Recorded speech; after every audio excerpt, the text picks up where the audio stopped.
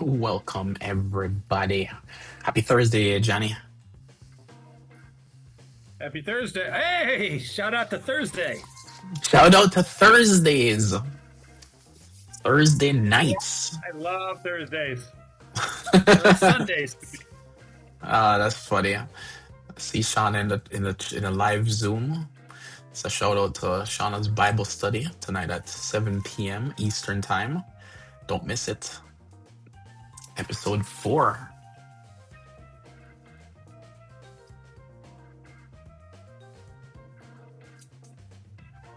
Look at those reactions and thumbs ups. Love it.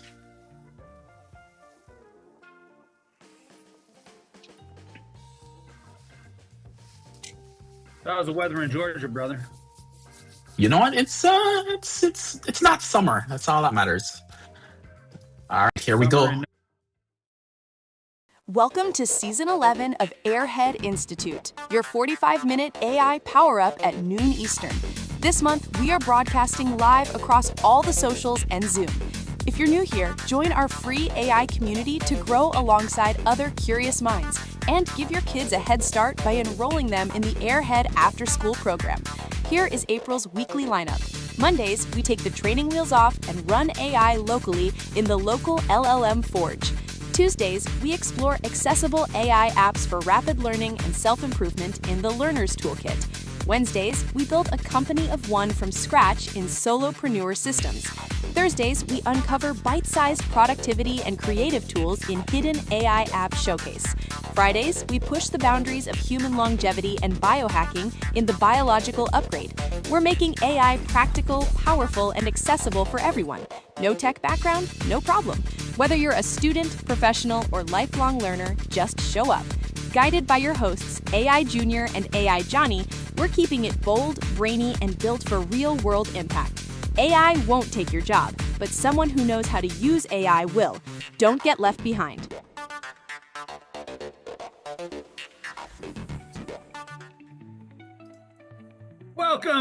Welcome back to Season 11 at Airhead Institute. Today is Episode 4 of the Hidden AI App Showcase, and I'm still AI Johnny.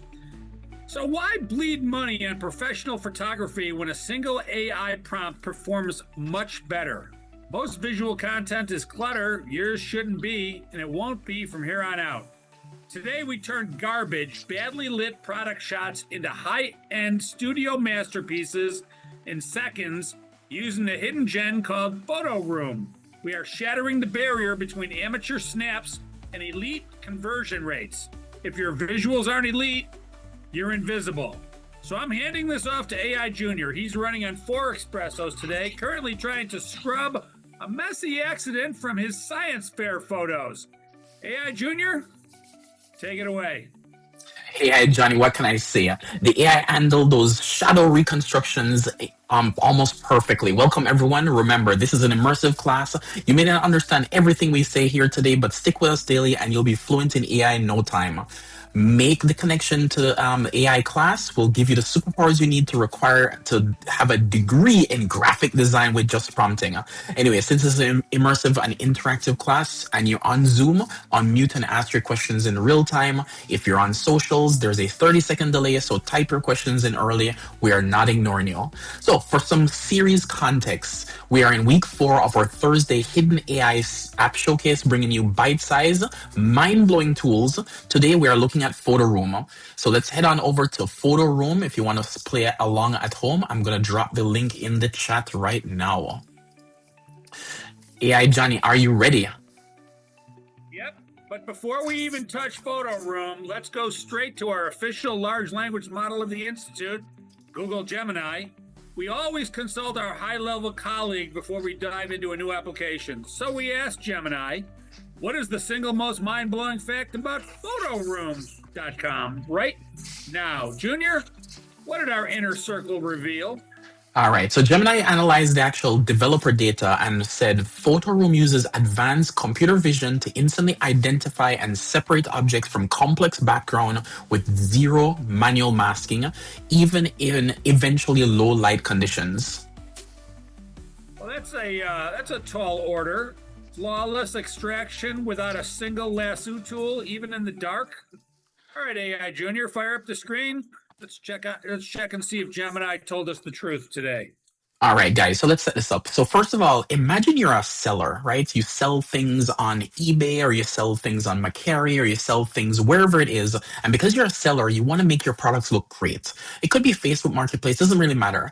Now, the thing is, you may have some heavy farm equipment, right, AI Johnny, and you take a picture and it has a whole bunch of junk in the background because it's in a shed. You just want to get rid of it. You don't want to move it out, put it into a nice showroom or put it somewhere. It may not even be working or you may need heavy equipment to actually move it. But it could be as small as a shirt or whatever it is that you want to just take a picture of that's in your closet and you just want to sell it, right? So the setup is usually painstakingly annoying. But what if, AI Johnny, you could just take a picture of that thing as it is? You may want to move it around if you can, but then I see Shauna says I am also a reseller. Yes, Shauna, thank you. So say for example you want to sell it, and then you say for example you want to take that picture. The pain shouldn't be in the headache of setting up the picture. So yeah, Johnny, let's check this out. So I took a picture of a chapstick. And it's a really silly picture. It's nothing really impressive. I just took a picture of a chapstick. And by the way, it's a chapstick I actually have here, right? I actually have my chapstick, and I actually took a chapstick on a little blue cloth-based cover for a box on the carpet on the floor, right? So it's really nothing impressive. And what we want to do is we want to take that image and we want to make it really look great. And because we want to make it look really great, we want to be able to do something with it. So what do? We put it in an app that we're actually showcasing today called Photoroom. All right, so we're going to take that and then turn that into this picture here. So imagine, AI Johnny, we can actually do anything we want. You can now see the chapstick is actually a little bit more vibrant. It looks really nice. And I only did this in like 2 clicks. The AI did almost everything for me. So going from this terrible picture, now again, I did make it look as nice as possible, but it's on the carpet. It's, on a blue box. And AI Johnny, just a little clicks, we actually got it to do this. Photo ready. I would ordinarily expect to pay somebody for that. It stripped away the carpet fog. It saved an hour of tedious manual masking in Photoshop. And it didn't just drop the chapstick on the marble. It used Inpainting to actually calculate the lighting direction and add domestic reflection on the table. This means absolutely anyone with a smartphone and a dark, messy bedroom can create high-end e-commerce product shots. Yeah, exactly. I see Adrian also in the Zoom. Adrian, thanks for joining. Shauna also said it's Macari and Poshmark for me. I love what you're showing here. Excellent, Shauna. All right. So AI Johnny, you mentioned a lot of good words, right? You mentioned, masking and stuff. These are Adobe Photoshop level skills that you need to actually do these rotoscoping and masking and tracing out edges. It actually even got the bottom of the chapstick, right? I was expecting the bottom of the chapstick to actually not be caught because it was white, but it actually caught the bottom of the chapstick. And I was like, that's pretty impressive. So we're gonna definitely show you guys how to actually do that. You can actually even remove the background. See, so if I remove the background, you see that actually I can remove the shadows it actually added. So there's a bunch of cool things that it actually did, which is really, really, really cool. Obviously I put this little new thing there, but you can put anything you want with this little app called Photoroom. All right, AI Johnny, ready to get to the word of the day? I'm ready for the word of the day. We said it once already. The word of the day is inpainting, which by definition is a process where AI reconstructs missing or damaged parts of any image, seamlessly filling in the gaps to match the surrounding context. So I got to tell you, a couple things I want to say about AI, or I'm sorry, about inpainting before we throw it over to you is, one, is inpainting something that is unique to Photoroom, or is that something I can find in the Nano and Midjourney and all that other stuff? And two, the idea that you can do these techniques that used to require a fair amount of education and practice, right? It's like, it's not easy to use Photoshop. You got to be in it for a while before you can, eliminate a person from a background. It used to be pixel to make something transparent. I mean, there's just a lot of stuff to Photoshop that now we're able to do in English. And it always frustrated me because I'm a Photoshop user. And so I was always I was always envious of people that were really good at the graphic tools and they knew how to get into certain menus, do certain things that I didn't know how to do. It's kind of like how I'm jealous of somebody that can juggle really well. Like I know I could probably learn to juggle, but I don't have the time to do it, so I don't. So when I see somebody doing it, I'm like, yeah, they put in the time. But here we are with tools that allow me to do things without having to have put in that time. So I know it's a sidebar, brother, but the idea that things like being able to pull things out of the background, be able to fill things in, and using the intelligence of AI to do it, it's a real showstopper for me. And please let me know when AI will teach me how to juggle without having to learn. You know what, AI Johnny? If you actually, that's perfect because guess what? In tomorrow's show is actually we're exploring expanding the human life with AI and robotics. So guess what? We'll actually get those robotic arms for you to be able to juggle automatically. Oh man! All right, I knew I should have said it. Helicopter. Definitely, All right. definitely. All right, so AI Johnny, you were saying about the definition. So if you want, just repeat the definition one more time, just so we actually get people. It's sunk in their people's brain. So in painting. Inpainting, by definition, is a process where an AI reconstructs missing or damaged parts of an image, seamlessly filling the gaps to match the surrounding context.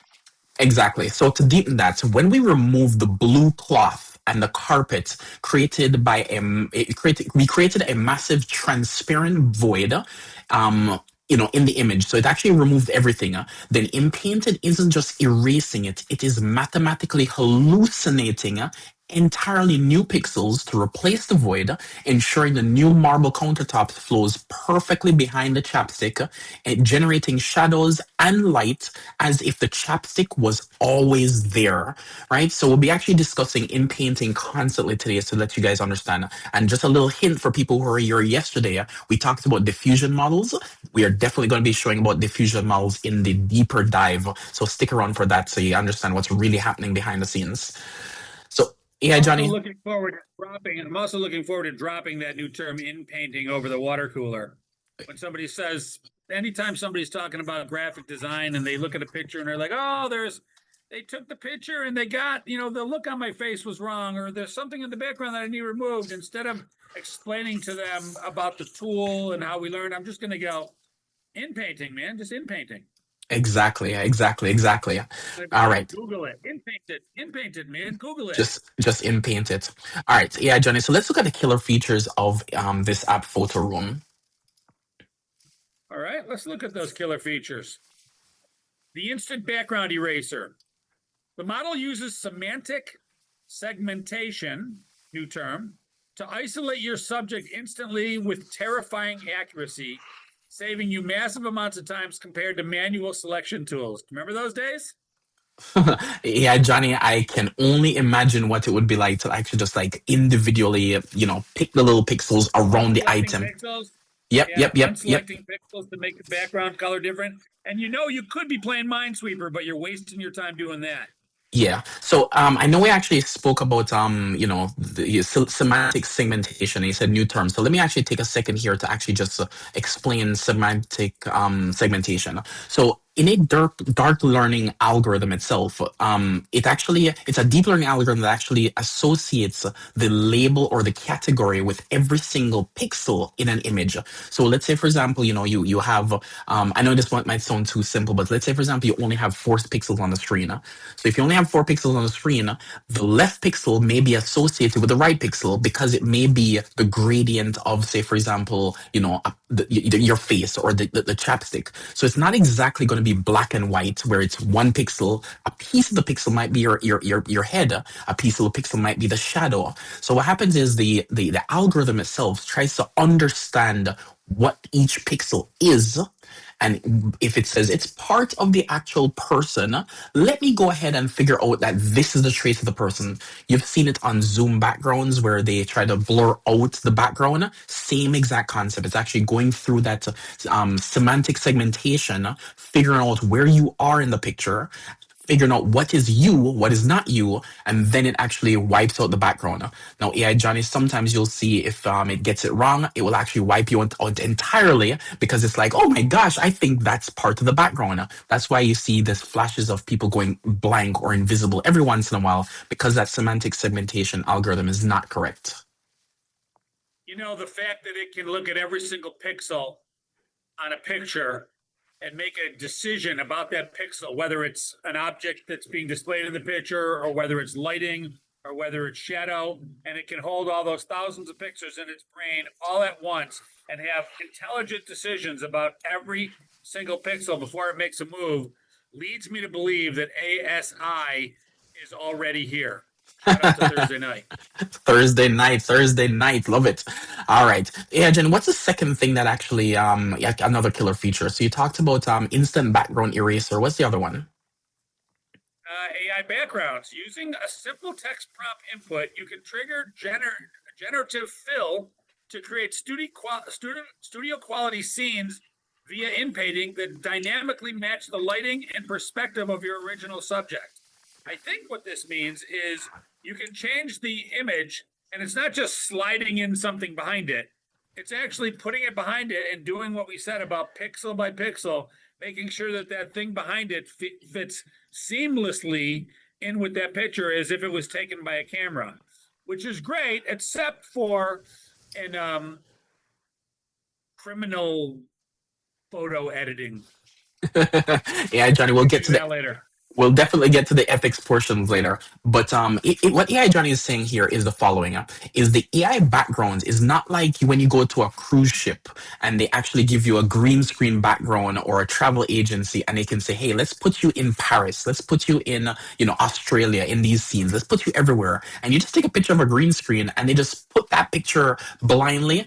What happens is the shadows are off, the sunlight is not hitting your face in the right direction because they're just putting a static image. With AI backgrounds, it's actually understanding you, the person, it's understanding the background, and then it's actually putting the shadows in. So if we actually take a look at even this one that we're showing here in the let me pause this for a second. You see this camera? This camera actually is casting a shadow because the sunlight is coming from the left-hand side. Because it's coming from the left-hand side, you're even seeing a reflection of the actual warm sunlight in the lens. So it's actually modifying the original picture based on the background. So, amazing way to be able to do backgrounds now. So it's not just sliding in a static picture and just let it be. It's actually really understanding what is in the actual background. So I love that AI, Jen. What's the next one? Batch editing, you can apply the exact same generated backgrounds to 50 or more product photos at once, instantly giving your entire storefront a unified look. Exactly. So to put that in perspective. Yep. So to put that in perspective, using batch editing is like having an assembly line of 50 graphic designers all applying the exact same Photoshop edit simultaneously. So if you're actually selling, say, for example, 10 or 50 different shirts or 10 or 50 different items, and you just want them to be exactly the same background, just go ahead and batch edit them all at the same time with one swoop. All right. AI Johnny, but let's be real. It can't all be perfect, right? No, it's got some characteristics like my dog has, but we'll get into that. We Lo- searched the developer forums to find out where this tool frustrates people, and one of them is transparent objects. The computer vision sometimes gets deeply confused by clear glass or transparent plastic, just like my dog, accidentally erasing parts of the actual subject because it can see the background. It can see the background through it. Exactly. So that one's pretty hard to actually fix. It's a transparent background. How does it know, But guess what? We know as humans, we know that that's a water bottle. That's transparent. It should actually keep it there. So, you know what? Computer vision models will get better. And they probably just need a little bit more computational power and eventually they'll get it. So, even though it's a con, it's you just work around it. Just don't put plastic bottles or clear items in your product shots. And if your dog is in the room and you have a glass door, open the door so the dog doesn't walk into it. You know what? Absolutely right. Absolutely right. Complex edges. Here's another con. Fine, frizzy hair or the loose carpet fibers from our demo photo can sometimes cause the initial extraction to look slightly jagged before Inpainting tries to fix it. Doesn't seem like that big of a con. What say Well, you? well, AI Johnny, so depending on the, I don't have any here, you don't have any here. So for me and you, there's no problem. But I know there's a lots of green screen issues with anybody working with hair, and it is a nightmare. It's actually a huge problem. So being able to actually cut out the actual portions of the frizzy hair or the curly hair, it's actually pretty rough. So unfortunately, I've spent many, many, many hours trying to actually rotoscope and fix these problems because of frizzy hair. So we've resorted to some techniques to try to solve those problems. So it's actually a hard problem, especially on the woman's side. See a lot of Another good reactions. argument why everybody should shave their heads. Resolution limits. The high resolution output requires a paid subscription, which is a major pain point for users trying to print physical banners on a free tier. Yeah, again, we keep pounding the same exact point so people can understand. If you're on a free tier, guys, remember the work that you're producing is probably not yours. So even they put a watermark on there, they're actually telling you that this is actually branded for their marketing thing. And not only that, if you actually blow up, they can actually tell you, I'm sorry, this is not for commercial use. It's really for free use and you can't use that thing. So please, please, please pay attention to that watermark, especially, wherever that watermark is. Not allowed to use it for free use. Sorry, not allowed to use it for commercial use. So please, please, please double check your watermarks. All right, yeah, Johnny. What Big else? projects for big projects, this is kind of like having a Tesla with no batteries. You can do amazing work on the free tier for Instagram, but the moment you want to print a massive billboard, pay me. And that's just one of the issues with this product and several other products, but you got to call it out. What Exactly, about the exactly. price? Should we go into that? Definitely. All right. So let's talk about pricing here, guys. So on the pricing side, so we usually break things down for you guys in, if you really just want to play around with something, we kind of call you guys the dabblers. And, if you're a side hustler, you get into a little bit of like, you want to make a little bit of more money. And if you're actually doing something at the enterprise level, if you're upskilling, you work at a corporation, you need to actually bring this in-house. We usually break it down like that. So what usually happens is when you look at the dabbler, right? If you're just a dabbler, and you want to get in, they do have a free tier. So let me put up the pricing plan here. Their free tier itself is not stated on it. They have a little button here that says start for free, which you can click to get started for free, but they kind of push you towards this free trial, which is a $12.99 a month. No, they actually have something interesting that I've never seen before. Yeah, Johnny, check this out. They actually have a weekly plan. So if you actually look, a weekly plan works out to $5.99 a week. Now, obviously, if you're going to try it out for a week, that's really great. That's not that bad because if you actually are going to cancel after a week, it makes perfect sense to save that money instead of paying the $12.99.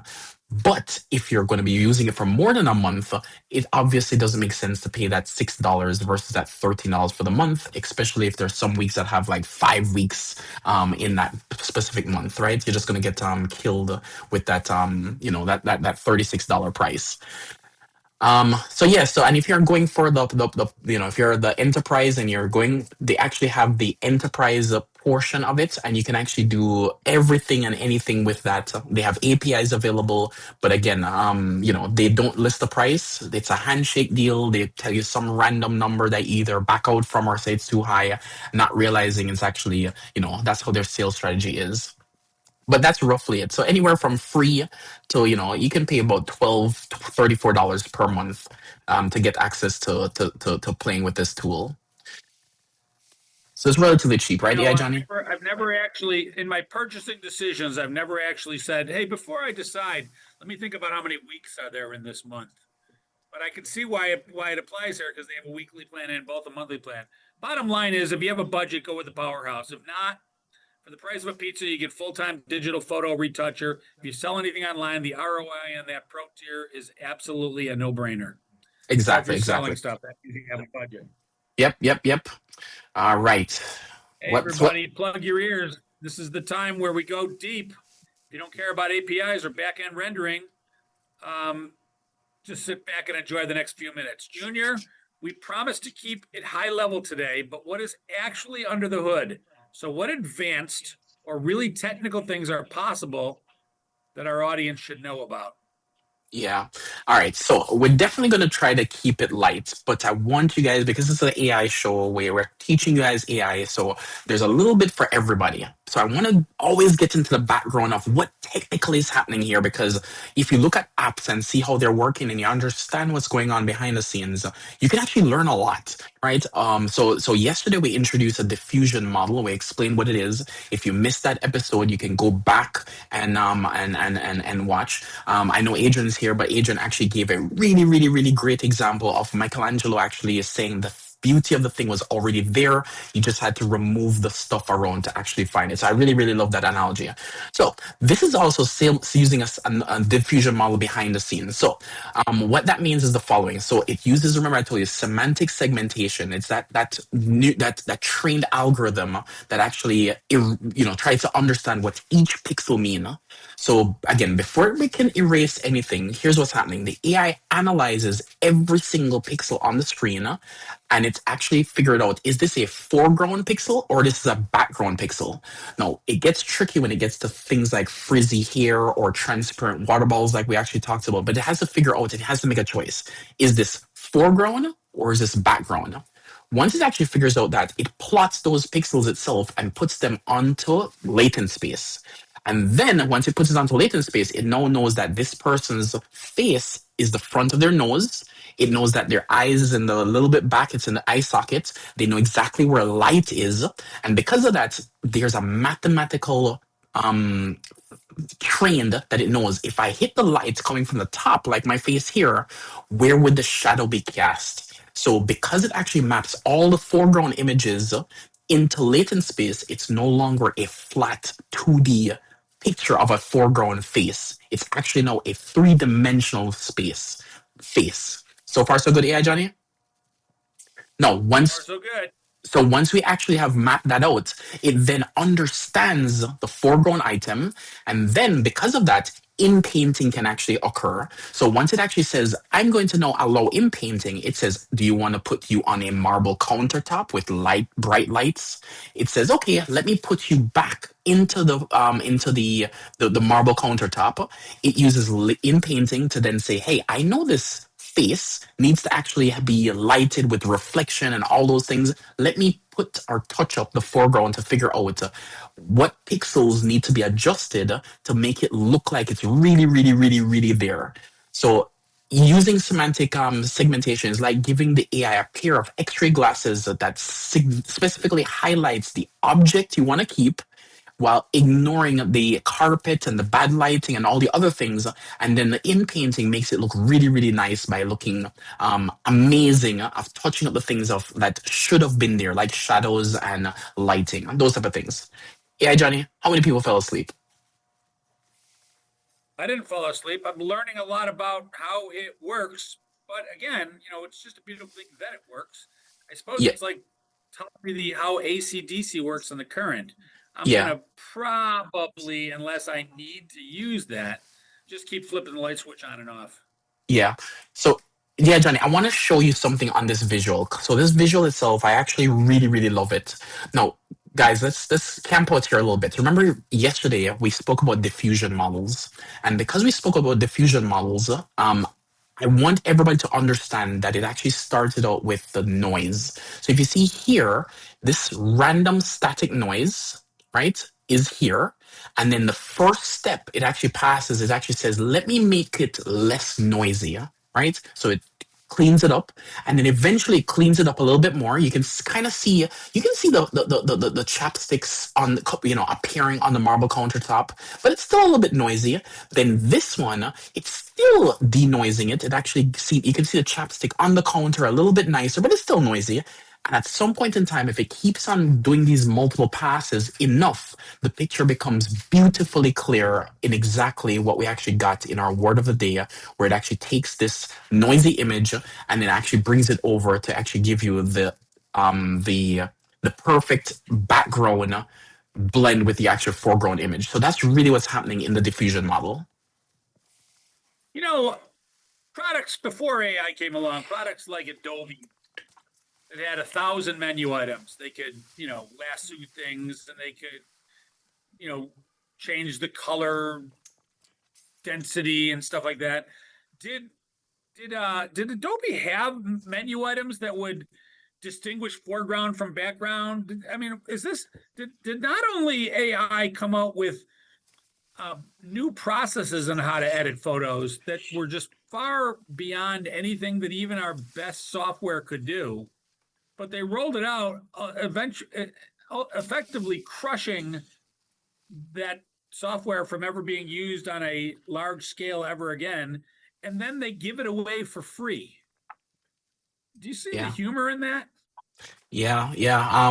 Jillian actually is saying I won't have to use Photoshop anymore. This is so much faster. Jillian, you're so right. So yeah, John, let me hit that point a little bit. What you're saying, because Adobe, if anybody is not necessarily aware, Adobe is probably the largest what's known as creative company in the world. Right? It actually has so many tools to be able to try to let you do creative and artistic projects. Now, what happens is with Adobe, they have kind of sucked you into their subscription model and their payment, and they have lots of proprietary algorithm that figures out where edges are on a thing, make things really look realistic, So they have lots of tools, right? Photoshop being probably the most popular one, especially with having people be able to create Photoshop images. I think that was a term that they used to show that, oh, that image is photoshopped, right? Yeah, Johnny, back in like the 90s or the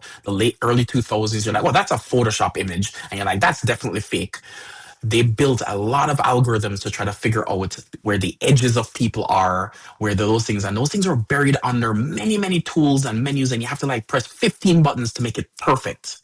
Now, AI, you just actually type a prompt and boom, it's actually there. So, unfortunately, I think Adobe has recognized that the writing's on the wall, because they've actually done something very different. They've actually went out, and this is not a news segment. They went out and bought another company that actually does all the AI stuff in their creative suite. Now, I don't know what they're going to do with it, but I can almost tell you that they have no choice but to integrate all their AI tools into all these suites, because people are not going to use Photoshop, they're not going to use Illustrator, they're not going to use Premiere, they're not going to use all those expensive programs itself, because all these free programs are available, or I should say cheap versions of apps are available. So I think many of these companies that's built on these algorithmic based solutions, and when I say algorithmic, means this procedural, means I need to look for this pixel where this person's head exists, and is this a foreground image, and then I think all those algorithmic based things are I'm gonna say dead. So unfortunately, Quick sidebar. yep. Are these AI tools also stripping away all the CAD CAM tools, all the architecture tools? Those are also graphic tools. Can So I just say, give me a building, I want this many stories, I want this many rooms, without having to go to Autodesk? So I did see the other day a way to be able, and I know this we're definitely sidebarring, but this is what blew my mind. So to answer your question is, I've not personally seen that, but I would not be surprised if that already exists, because I saw just the other day a way to be able to make hardware with a breadboard, circuits, transistors, flash memory, all those things with with AI. So AI is actually creating the hardware in actually a simulation. So you can actually say, I want to create a new device of something. I want to be able to create a new remote control, or I want to create an RC car. And it actually builds it for you. And then it's in hardware. And you can just go send that information over to China and say, please go print me 2 copies of these and ship it back to me. And you get it back in 6 weeks. Right? It blows my mind what AI is actually doing right now. So we definitely are in a new era that is crazy. So I do think AutoCAD, I think all all those days are numbers for algorithmic software. Okay, well, it looks like we're into a new era where you can use English to create things. But for those of you that think you're going to lose your job due to AI, you can now be a graphic artist. You can be an architect. You can build a church. You can build a race car. You can build a church. Shout out to Thursday night. You can do anything. Love it, love it, love it, love it, love it. For those not watch who are watching and are saying why is Thursday nights keep popping up? Actually, we're doing a very amazing job here of actually promoting Shauna's Bible study tonight at 7 p.m. Eastern. So love it, AI Johnny. It's the very best part of Airhead Institute. Thursday night is the absolute best part of it. If You're you guys like what we're doing here at noontime, this is just secondary to our real work. You're so right. And I see Shauna throwing out hearts in the actual chat. You're welcome, Shauna. All right, yeah, Johnny. So now that we actually have shown this photo room, yeah, Johnny, what are the things that we actually can take away from using this application? There are real life applications of this. Well, let's first get ethical. Always be ethical. Don't use Inpainting to manipulate news photos, fabricate evidence, or deceive people. I think they call that deep faking. Keep it to creative and commercial use. Here are some creative, business, ethical use cases. E-commerce listings. Standardize your entire eBay, Amazon, or Shopify store with consistent, clean backgrounds instead of carpet floors. So not only are you going to fix your image using what we showed at the beginning of this episode, but you're able to run it into a loop and do all of your things at once. Unbelievably great takeaway. Social media marketing. Generate dynamic Instagram story assets by placing your product in wildly different environments. That's actually one of my favorite ones, right? And you can also A/B test that. Try it on a Hawaiian beach, try it on a desert, try it in a modern kitchen, and see which one gets the best results. And finally, if you're in real estate, clean up your messy listing photos by instantly removing clutter from countertops. If you're a realtor and you go in and you take a bunch of pictures of somebody's house, and everybody's house has clutter somewhere, some people's houses have clutter everywhere, you could go into Photoroom, clean up their house, and then show them the photos that you just took before you even got in the real estate listing and say, I'd like to list your house and I'd like to use my photos, which are much better than your actual house, because I got rid of the ketchup on the counter and I got rid of the clothes on the floor. Pretty awesome. What are some technical use cases, AI Junior? Exactly. I do love especially the real estate one, yeah, Johnny, because a lot of people don't even realize that you have to actually clean up the house. You have to get it right for you to get photos, and I'm sure it's a very stressful time for anybody who's trying to sell a house. So yeah, so I'm not. Imagine the sales angle. If you could call up somebody that was considering you as a realtor and say, "Listen, I'm coming over to take photos of your house. Don't clean up anything. You could even make it messier if you want." Yeah, exactly, exactly. 2026, baby. It's a new world. All right, Sorry. so technical sides. So automated catalog updates. So use the API to automatically strip backgrounds the moment a vendor uploads a new product image to your database. So you don't have to wait for an operations team to actually pull that information in and actually clean it, right? Just automate it with an API. You can dynamically create ads, so programmatically generate 50 in-painting variations of a single product shot, just like AI Johnny is saying. A/B test it on, say, for example, Facebook or any location that you think actually might make sense. It's a great idea, AI Johnny. And data set cleaning, so rapidly isolate subjects to build clean, noise-free images, and be able to train your own custom machine learning model. So if you want to be able to do something specific with your product that doesn't exist, the large language model doesn't know what it looks like, you can train your actual models to understand your product specifically. All right, AI Johnny. Do we have Any questions in the any Zoom any before we get to question? this? Go ahead. Go ahead. Go Go ahead. ahead. Hey, I think we're answering each other's sentences. Have we been doing this too long? Yeah, way too long, AI Johnny. Way too long. I'm gonna just jump right into one of the stream questions. Pixel Pusher asks, I'm a beginner. Do I need to have Photoshop installed on my computer to use this? You know what? I think Jillian answered this question earlier, and her answer is, let me bring it up again on the screen because I want to make sure that everybody saw it. Do I need to use Photoshop? Jillian says, I won't have to use Photoshop anymore. This is so much faster. So absolutely no, you do not need to know Photoshop or understand what even the first button to actually import your project in Photoshop is. So no, great question. All Next right. AI, Johnny. Code Ninja. When it generates a new background, how does it handle the bad lighting from the original photo? It's a good question. Yeah, so remember we mentioned, in Inpainting, it has to try to figure out what each pixel mean, right? So, because it has to figure out what each pixels mean, it's understanding not just this is a red pixel, this is not say a blue pixel, it's actually understanding, saying this is the person's face, this is the nose, this is the ears. So because it's actually trying to understand each of those things, it's semantic. Remember, the word semantic means I give meaning to the thing. It's not just it's just not a word.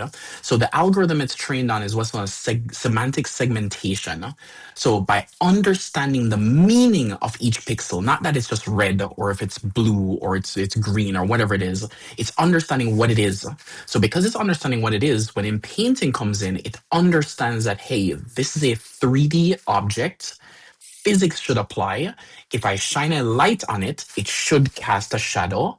If I actually put it up to a mirror, the light should bounce off. So all those things itself is done, based on its training. So it just figures it out based on its training data. So it's just genius work of AI being able to predict the next token or the next item. So that's what's really going on. Final question. Angelo Bosco asks, with tools like this, will commercial product photographers or videographers lose their jobs? I think this goes back to where we went off to the side and says I think Adobe's days are numbered at their current business model. So again, I don't think it eliminates. I just think it shifts. So more people can now become marketers, sellers. More people can just become those type of things. So I don't think anybody's going to create boring coffee mugs with their logos on there anymore. I think they're going to offload that to AI. But things like telling the direction of where it wants to go, I think that's going to be the job of most marketers now. They're not going to be just slicking labels on mugs and photoshopping those things anymore. So I think those are gone. The pivotal word in your answer, buddy, is industry. It's not affecting a product, it's affecting an entire industry. Yeah, the Photoshop graphic artists are gone, but the photographer that took the picture that was being edited in Adobe, it might be gone because because you can create pictures from scratch now. If you don't need to take photographs anymore, then you don't need the photographic studio. So the studio is affected. Maybe they're going to have to turn that into a pet store. And if the studio is affected, then the landlord that's getting money from the studio is affected. Do you see the cascading effect when you have something that's so impactful that it doesn't just impact a piece of software, but it impacts an entire industry? Yeah, Johnny, I think we're speaking to the choir. All of us realize that, AI itself is going to come and eat everyone's lunch. So, as we thank all our consistent, supporters who actually come to the show every day. And even though we may not necessarily say it each time, Sean is saying it's a little bit scary too. You're absolutely right. But we recognize that AI is going to change the world. And it's not going to happen overnight, but by understanding and actually coming to these classes each day, you're learning a little bit more about things like, diffusion models and how it understands and how it works. It's almost like learning and understanding how the internet itself worked back in the 90s, right? Once you understand the concept, using it to be able to launch, almost all the top three or top four tech companies were actually created in the 90s. Yeah, Johnny, what's so funny, right? You have Google, you actually have Amazon, you have, well, yeah, I was going to say Yahoo, but unfortunately, Yahoo is not necessarily a great tech company anymore. But unfortunately, but they were started in those times. So the point is, the wave itself of what the internet did is exactly the same thing that AI is going to do for as the internet did. So if you understand it, you can build on top of it and learn and make things much better for yourself and potentially other people. Hey, All we've had right. a couple of news headlines that are long overdue. I can't wait to get to them. All Ready for the right. news? Sure. OpenAI launches ChatGPT Images 2.0. OpenAI just announced a massive leap in image generation with a new model that completely overhauls text rendering, features a new thinking mode that allows complex reasoning, fixing the age-old problem of AI misspelling words in generated images. Do you remember that problem that we had just 4 months ago? Yeah, AI Johnny, The math was you couldn't get image on a text. when Nana Banana dropped, it actually shocked the world. And I think Nana Banana dropped, I think you're right, 4 months ago, 5 months ago, something like that. And it actually fixed images. I barely get images spelled wrong. The things that you're actually seeing on the screen now is actually Nana Banana generated with Vio actually generated. You can see all those things are perfectly spelled. Now you see OpenAI 4 or 5 months later, and this is the part that I want you guys to hear. OpenAI had a 3 year lead on everybody. Okay, everybody. And they're now 4 to 5 months behind Nana Banana version 1. Okay, now Nana Banana has made tremendous gains in the last 5 months. So their version 2.0 of their image model itself is actually pretty good. But the fact that they're behind, right? They're already behind on in Gemini's version, and they're also behind on Anthropic's version. And Anthropic, they had a 4 year lead on Anthropic, right? So it's just crazy how OpenAI is just slowly losing the lead to all of these other things, and they're trying to make up time. They've dropped Sora support, so they don't have a text to video model, right? So everybody else is getting that text to video model revenue. So I'm impressed that thinking mode is actually finally came to OpenAI and open in OpenAI Image 2.0, but I think it's a little too late, right? I think it's a little too late. If that excites you, being able to spell things correctly on images, you're going to love this email news. Google AI Overviews comes to Gmail. Announced at CloudNext 2026, Google is integrating its powerful Gemini summarization directly into Gmail, allowing enterprise users to instantly extract key information from massive email threads without opening them, which is nice. Instead of opening up one email at a time, just say, you know what, could you just summarize them all and tell me what I need to do? A great feature.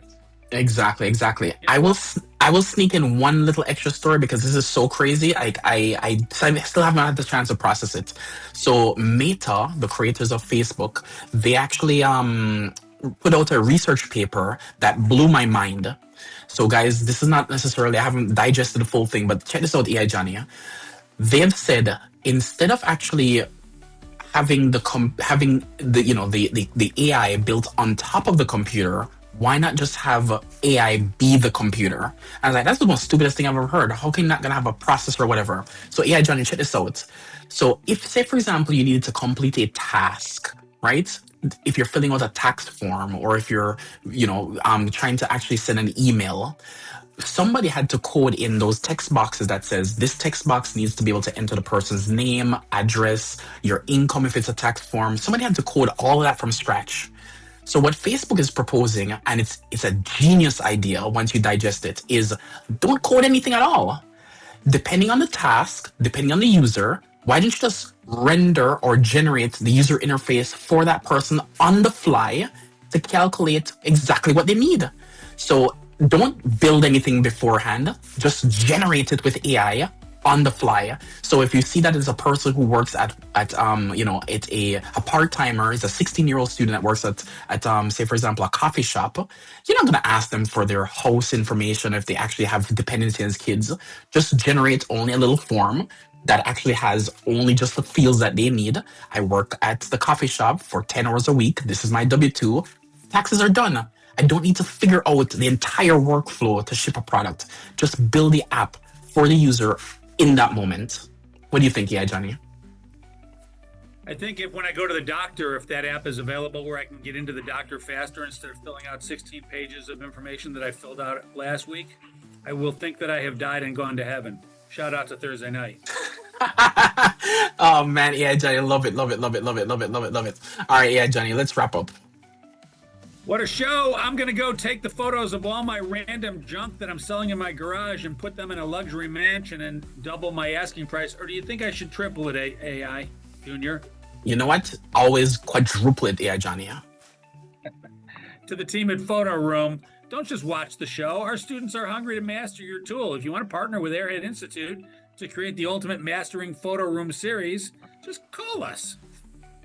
Join us tomorrow for our massive season finale of the Biological Upgrade series, the digital connectomy, we will be exploring the mapping of a fruit fly's brain. I've been waiting for this show into the digital environment. You don't want to miss that. Tune in tomorrow for Friday. Junior, take us away, brother. And again, thank you guys for always hanging out with us at lunchtime, each time, Eastern time.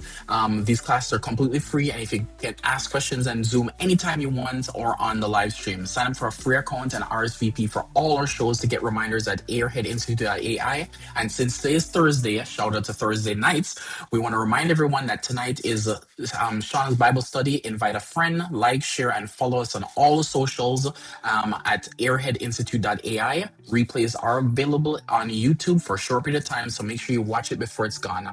See you guys tonight at 7 p.m. or tomorrow at 12 Eastern time. Catch you guys in the next one. Bye. Thanks, guys. That wraps up today's AI Power Up. If you joined late or you're new here, welcome to Airhead Institute. This is your daily destination for mastering artificial intelligence. We designed this lineup for everyone, whether you're a technical pro looking to upskill or you just want to chill and learn something new on your lunch break, we've got you covered. Our classes evolve every single month, so you're always on the cutting edge. And the best part? It's totally free to join. Once you're in, you can get live tips on your AI projects in our AI office hours and even enroll your kids in our Airhead after-school program. Scan the QR code to join the community right now and make sure to like and subscribe at Airhead Institute on all socials. Guided by your hosts AI Junior and AI Johnny, we're here to help you win. Remember, AI won't take your job, but someone who knows how to use AI will. Don't get left behind. We'll see you next class. Bring a friend.